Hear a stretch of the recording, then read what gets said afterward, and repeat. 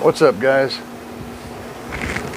So I'm coming at y'all tonight because I want to talk to you about some stuff and just clear some stuff up, man, and also show you some cool stuff. So I say this over and over again on my channel, over and over and over. I am not a be-all, end-all car audio source of all information. I'm not. I am not a car audio installer. I am not a car audio expert. I am not an audio expert. I am just a guy who is enthusiastic about car audio enthusiast. I'm just like you guys. I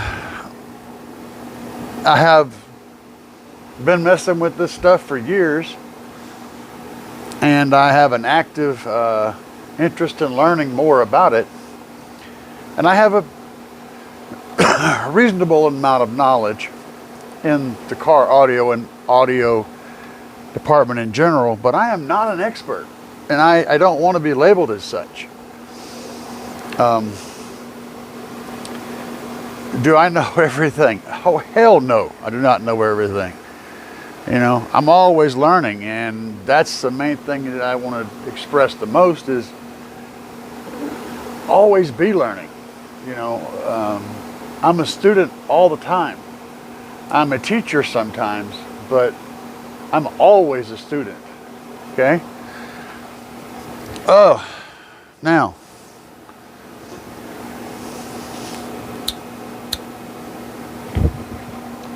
So we're going to talk about a few things. First of all, I got some cool stuff. Not really cool stuff. It's cool to me. I'll show you this stuff a little better here in a minute. But I got these guys. These are my positive and negative bus bars for the double amp install, which is going to happen pretty soon. I got these brackets, and they're for a dual amp.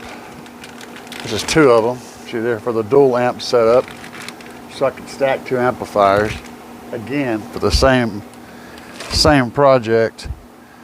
And I got me another set of these guys right here. These allow me to hook up split leads going to the speakers. It'll make sense here in a second. We're going to move over to the amp wall, and I'm going to show you kind of what I got in my brain, and all of this stuff will make a little more sense. Now, as you guys can see, I've got two of these things up here right now. I'm going to be having four of them so that I can split off two grounds and two positives to go to the other amplifier. So I'm going to have, each amplifier is going to be powering two subwoofers. Right now, one is powering all four. And I'm going to use both two sets of distribution blocks to handle that. So each one of these blocks will have one essentially going into two. Going two, and two. And I'll have the blocks mounted up here somehow. I ain't figured out exactly how. I may end up building a bridge and mounting them over the top of the other ones. I don't know, but I'll have them up here. And then of course the amp will have a double rack, so it's going to come out like that. And then down below, this is where the distribution blocks are coming in. And you see how messy this is? I hate the way this looks. I've always hated the way this looks. So I'm going to fix it by putting in those distribution blocks. What that'll allow me to do is run two positives from each amp. So I'll have a total of four positives and four grounds. The center ones are positives and the outside ones are grounds, right? I'll have four positives and four grounds run into each one of those distribution blocks. Then I'm going to come off the distribution block with probably 2 leads going down to positive and negative on the battery. And that should be sufficient to supply power to both of those amplifiers. Okay, we're on the project table. Now I want to give you an illustration of a couple things. This is the positive block here. I like these things. I've used them in the past. They work well. If you get the ones that have these 2 plastic nuts to hold the top on, and then those 2 studs have a slightly longer stud, they work really, really good. These guys are capable of, I'll show you a couple of cool tricks. So if you want, this is, you gotta be prepared for everything.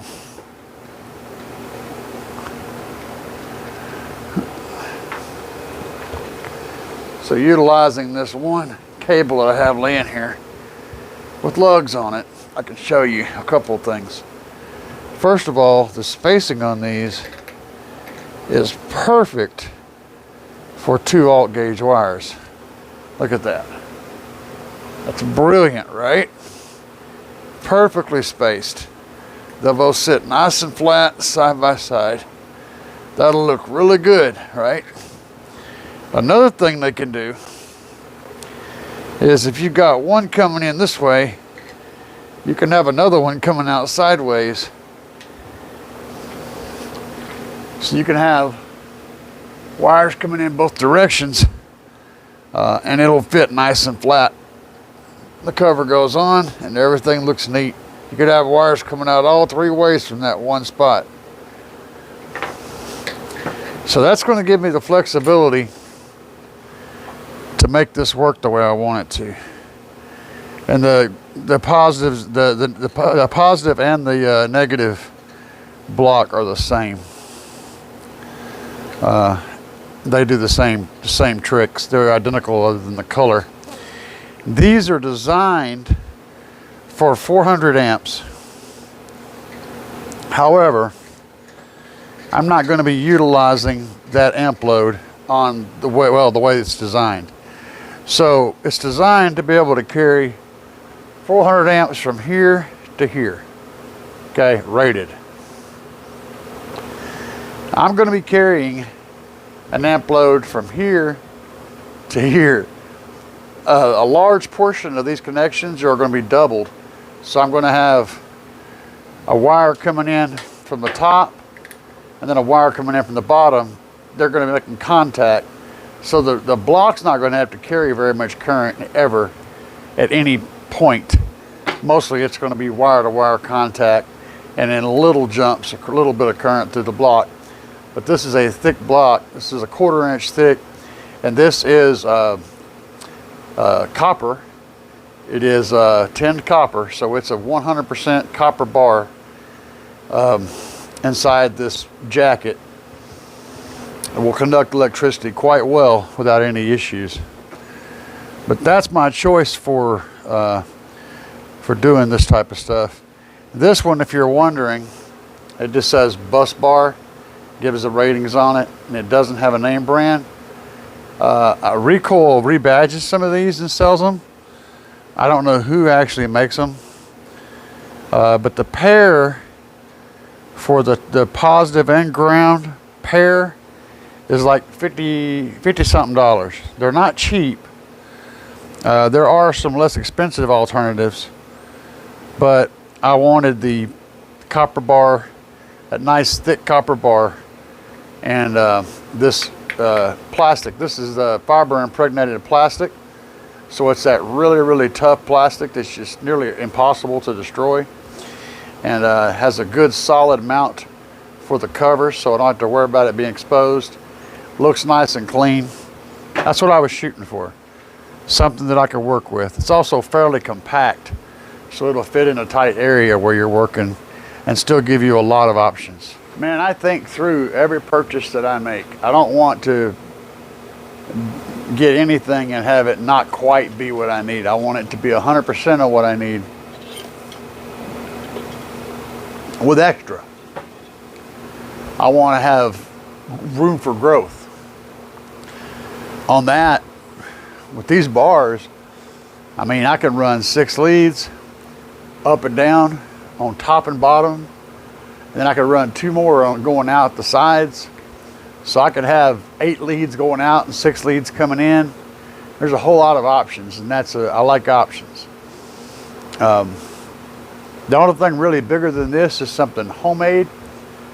And the thing about homemade bus bars, you can make them look really good and work really good, but you're not going to get it this clean, right? This looks really cool. It's very professional. It's got a great cover over it. It looks like it belongs there because it does. And creating this by hand is just not going to happen. I can get a set of copper bars and drill holes and tap them, or use bolts and nuts, whatever. I can make that work, but it would never look that good, and it also wouldn't have a cover over it that insulates it. At least not look like that. I'm not that talented. So that's why, I mean, when I pick stuff out, I think about it a lot. I'll go through and I'll find a whole lot of things that are good, and I'll throw them all in my cart, and I'll wait a day or two, and I'll go back to it, and I'll flip back through them, and I'll look at other options, and I'll flip through them and slowly delete stuff until I find the thing that sticks out, that just, you know, solves the problem. That's how I do it. I'm just a guy who likes car audio, and I have been messing with it for a long time, and that's where we are. So let's talk about what's going to happen in here probably in the fall. You know, I'm going to put another amp on here right now, just like it sits, with the 415s in here, the big 10-inch door pods. You know, I mean, I think I knocked it out of the park with those door pods. Those door pods look really good. Sounds great. I just want, because, you know, bass, I want more. So I'm going to run the 2 amps the rest of the season. Once I get the other amp, I'll have it up and running within a couple of weeks. You guys will see videos on me doing all that. But I haven't 100% decided on a design yet, so it's still up in the air. There's multiple different 6th orders I'm looking at. Some are pretty cool, and I'm working with a friend of mine to help design this thing. But I'm looking at putting a 6th order in here of some kind with 6 Oblivion 15s in it, sometime in the late fall, for next year's season. I'm going to go bigger. What I'm looking at right now is like a really cool split, 3 on each side kind of a thing, and it's a parallel 6th. So yeah, there's just all kinds of bonker stuff that we're going through, and there's going to be a long process in getting to the design that we end up sticking to. But ultimately, I'm going to have 6 Oblivion 15s in here. That's the plan right now, at one time. So I was looking at 8 hard, but 8 is just too tight.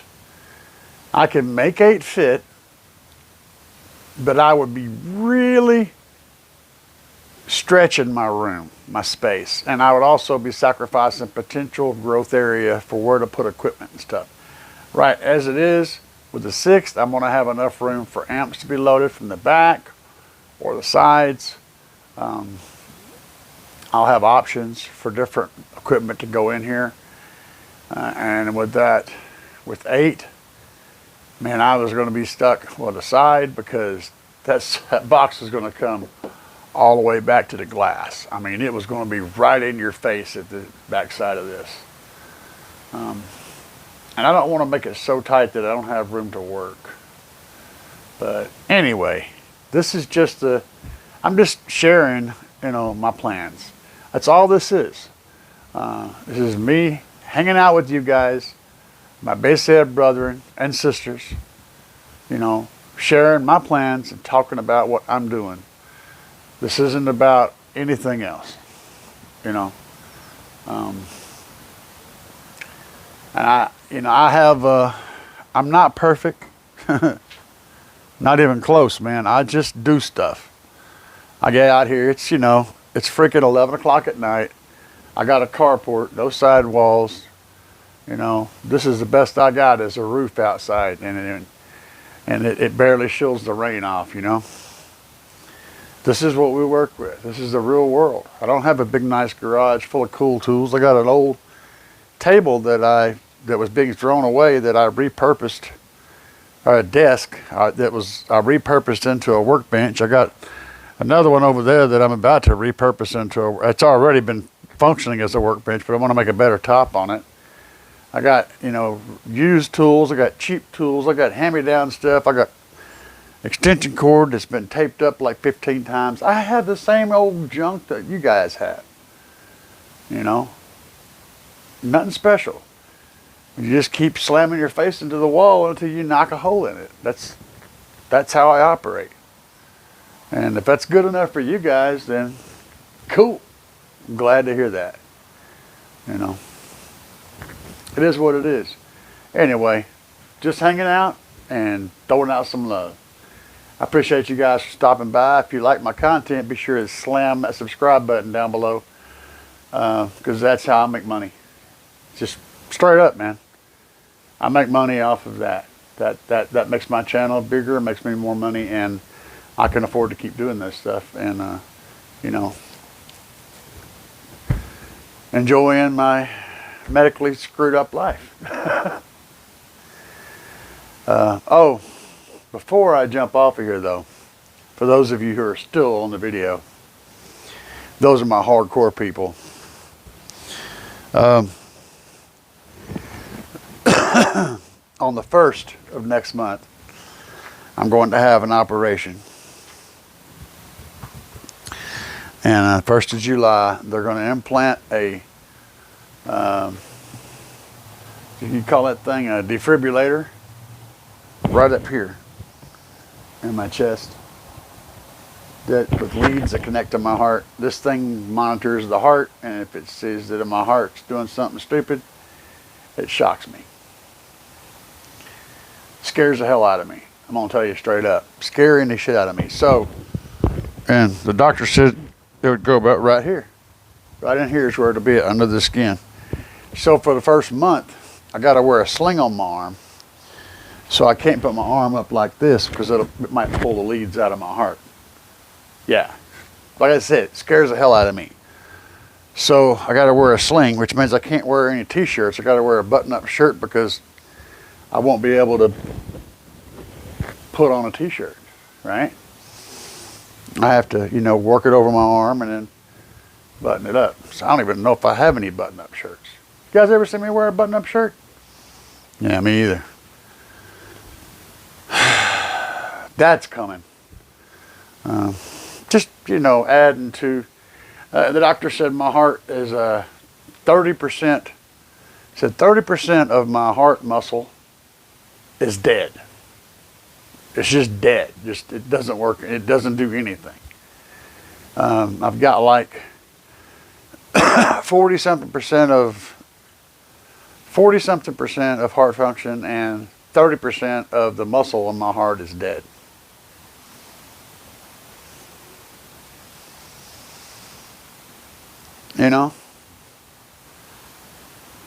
That's something you don't really want to hear from your doctor, right? 30% of your heart is dead.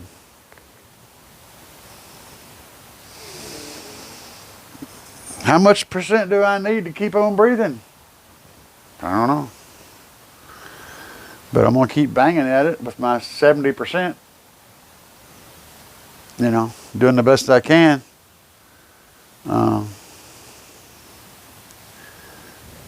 I know it's got problems because I can't do a whole lot before I'm exhausted.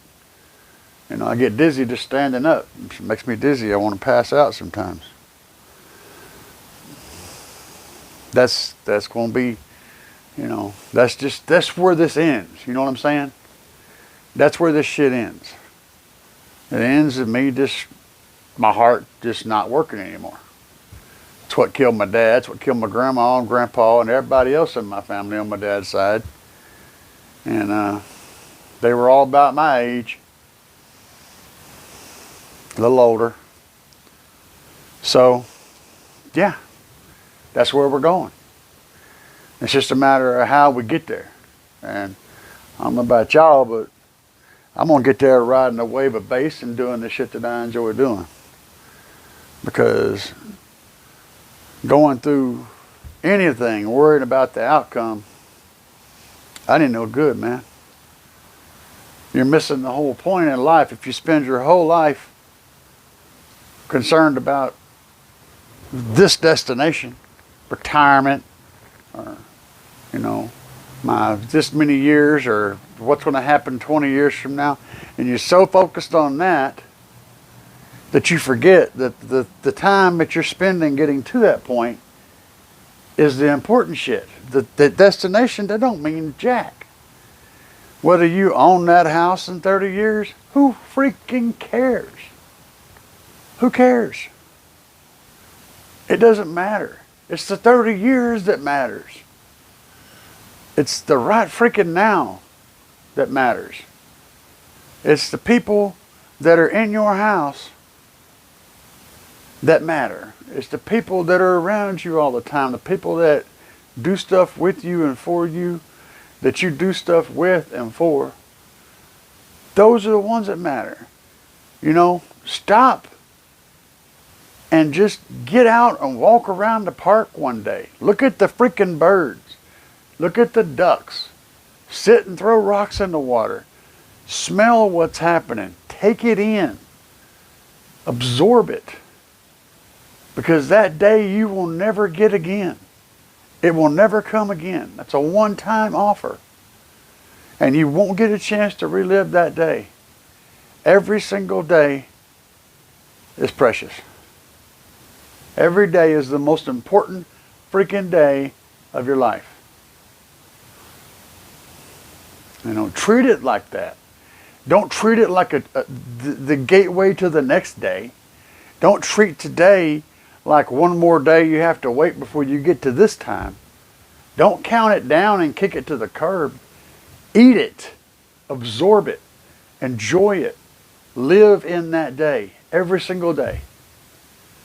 Anyway, guys, I'm done lecturing. Peace.